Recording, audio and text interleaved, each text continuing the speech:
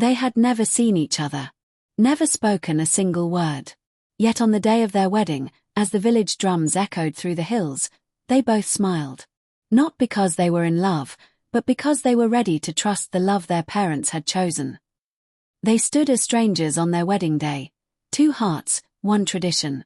No love letters, no promises. Just faith in the ones who raised them.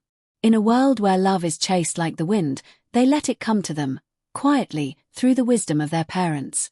In the heart of Umuchukwu, where tradition flows deeper than rivers, three young adults, Obinnaya, Nnenna, and Chisomaga, grew up with one thing in common: parents who believed in the power of arranged marriages.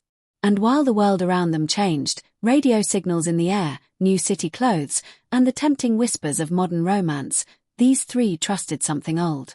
Something sacred. Let me take you on their journeys. Let me tell you their arranged marriage stories. Obinnaya, a 27-year-old mechanic in the city, returned to Umuchukwu to visit his aging father, Nnenna. One evening, after pounding yam and palm nut soup, Papa looked him in the eye. "Son, there's a girl. Her name is Umuchukwu. Her father was my friend.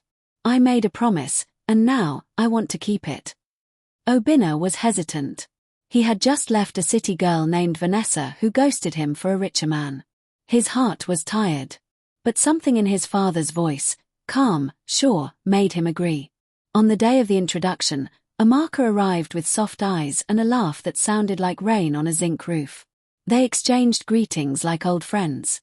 But there was a twist. Umuchukwu had also been in love, with someone else. A pastor's son. But her family had said no. Yet as days turned into weeks, Obinnaya's gentle heart, his listening ear, and the way he repaired her mother's leaking roof without being asked, melted Umuchukwu's old scars. By the third month, they were inseparable. It wasn't fireworks. It was a slow-burning fire, the kind that keeps you warm for life. They married.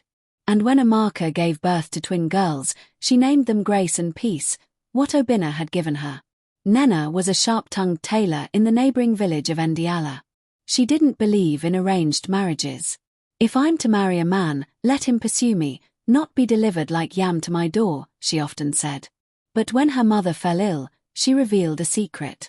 "Your late father once promised you to the family of Nnenna. How do you want me to feel if the bond is broken?" Out of guilt, Nnenna agreed, just to honor the dead. Now Nnenna was a quiet farmer. His nails always had red dust. He wasn't Neoma's type at all. But twist upon twist, the very first evening they spent together, Nnenna fell and twisted her ankle in the dark. Nnenna carried her on his back for 2 miles to the local healer. No complaints. Just calm silence. Weeks passed. Nnenna began to see the magic in Nnenna's slowness. He wasn't loud, but he was present. He wasn't flashy, but he was faithful. One evening, as fireflies danced, he turned to her and said, "You don't have to love me all at once. Just stay long enough to know that I already do." They married under the moonlight, with the villagers watching. Years later, Nnenna became the most respected seamstress in 3 villages, with Nnenna always in the front row, clapping the loudest. Chisomaga was a dreamer, a poet.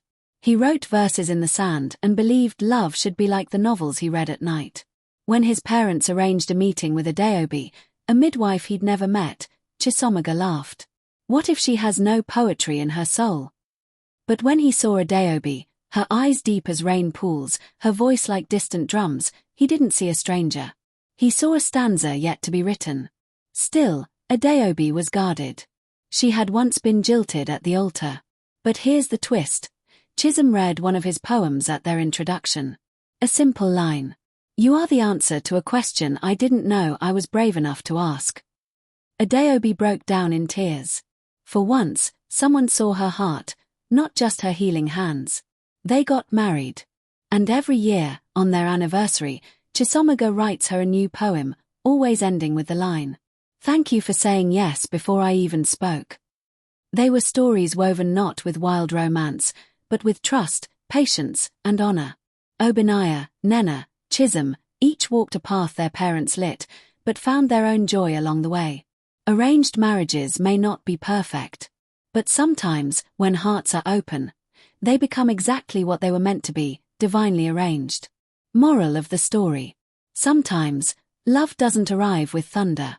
It arrives quietly, with respect, tradition, and trust, and grows into something unshakable.